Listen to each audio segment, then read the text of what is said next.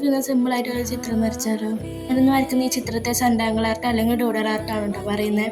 ചിത്രം വരയ്ക്കാൻ അറിയാത്തവർക്ക് കൂടി സിമ്പിളായിട്ട് വരയ്ക്കാൻ പറ്റിയൊരു സെൻറ്റാങ്കിൾ ആർട്ടാണ് കേട്ടോ ഇത്. വീഡിയോയിൽ കാണുന്നവർക്ക് ലൈൻസ് സൈഡിലേക്കായിട്ട് വരച്ചു കൊടുക്കാം കേട്ടോ.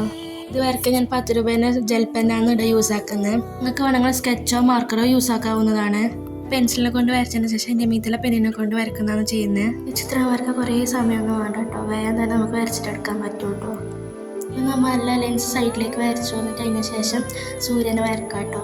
സൈഡിലേക്ക് പറഞ്ഞു വന്ന ആ പക്ഷികൾ ഒന്ന് വരച്ചിട്ടെടുക്കാം. പെൻസിലിനെ കൊണ്ട് ആദ്യം വരച്ചത് വായിച്ചിട്ട് പെന്നിനെ കൊണ്ട് വരയ്ക്കാറുണ്ട് ചെയ്യുന്നത്. സൈഡിലേക്ക് പറഞ്ഞു വന്ന പക്ഷികൾ വരച്ചതിന് ശേഷം സൂര്യൻ്റെ ഉള്ളിൽ ബ്ലാക്ക് കളർ കൊടുക്കുകയാണ് ഞാൻ ചെയ്യുന്നത്. ആ പെന്ന് വെച്ചിട്ട് തന്നെ അതിൻ്റെ ഉള്ളിൽ ബ്ലാക്ക് കളർ കൊടുക്കുകയാണ്.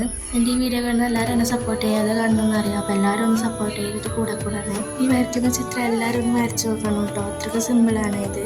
അങ്ങനെ സൂര്യനെ കളർ ചെയ്തിട്ട് കഴിയാറായിട്ടോ. അങ്ങനെ ഫുള്ള് സൂര്യനും കളർ ചെയ്തിട്ട് കഴിഞ്ഞിട്ടുണ്ട് കേട്ടോ ഇവിടെ. അങ്ങനെ സൂര്യന് കളർ ചെയ്തതിന് ശേഷം നമ്മൾ ആദ്യം വരച്ച സൈഡിലേക്കുള്ള വരയിൽ അതിൻ്റെ ഉള്ളിൽ കുറേ ലൈൻസ് ഇതേമാതിരി വരച്ചു കൊടുക്കാം. അങ്ങനെ ചെറിയ ചെറിയ ഗ്യാപ്പ് വെച്ചിട്ട് എല്ലാ ലൈൻസിൻ്റെ ഉള്ളിലായിട്ട് വരച്ചു കൊടുക്കാം കേട്ടോ. ആദ്യത്തെ 2 ലൈനിൻ്റെ ഉള്ളിൽ ലൈൻസ് ജെൽ പെന്നിനെ കൊണ്ട് വരയ്ക്കാറുണ്ട്. ബാക്കിയെല്ലാം നമ്മൾ സാധാരണ പെന്നിനെ കൊണ്ട് വരയ്ക്കാറും ചെയ്യുന്നത്. സ്കെച്ചോ മാർക്കർ യൂസ് ആക്കിയാൽ നല്ല ഉണ്ടാവും കേട്ടോ. നമുക്ക് അത് വേണമെങ്കിൽ യൂസ് ആക്കാം.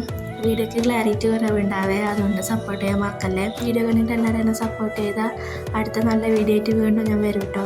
അങ്ങനെ എല്ലാ ലൈൻസിൻ്റെ ഉള്ളിൽ ലൈൻസ് വരച്ച് കഴിഞ്ഞിട്ട് ഇവിടെ ആദ്യം വരച്ച ലൈൻസിനെ ഒന്ന് തിക്കാക്കി കൊടുക്കാനായിട്ട് ഇവിടെ ഞാൻ ചെയ്യുന്നത്. ലൈൻസ് തിക്കാക്കി കൊടുക്കുമ്പോൾ ചിത്രം കാണാൻ നല്ല ഭംഗിയുണ്ടാവും കേട്ടോ. ഇത്രയും കൂടി കഴിഞ്ഞാൽ നമ്മൾ ഫൈനൽ ലുക്ക് ആയിട്ടുണ്ട് കേട്ടോ. ഈ ഒരു ചിത്രം എല്ലാവരും ഒന്ന് വരച്ച് നോക്കണേ, അത്രയും സിമ്പിളല്ലേ.